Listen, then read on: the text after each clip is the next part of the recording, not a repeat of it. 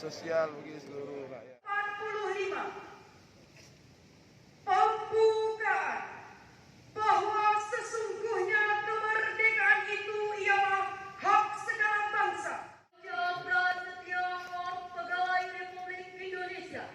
Kami, anggota Korps Pegawai Republik Indonesia, adalah insan yang beriman dan bertakwa kepada Tuhan Yang Maha Esa. Kementerian Agama. Kami, pegawai Kementerian Agama yang beriman dan bertakwa kepada Tuhan Yang Maha Esa. 1. Menjunjung tinggi persatuan dan kesatuan.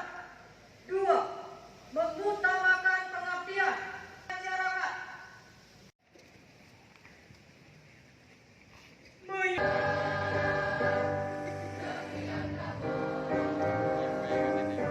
Keagungan dan segasana pencaraanmu yang tak pernah lena. Suasana yang diikuti kedamaian. Peliharalah negeri kami dalam penuh harap pertolongan dan berkah-Mu. Upacara selesai dilaksanakan.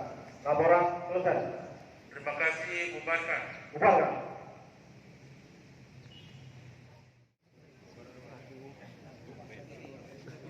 Inspektur upacara. Halaman!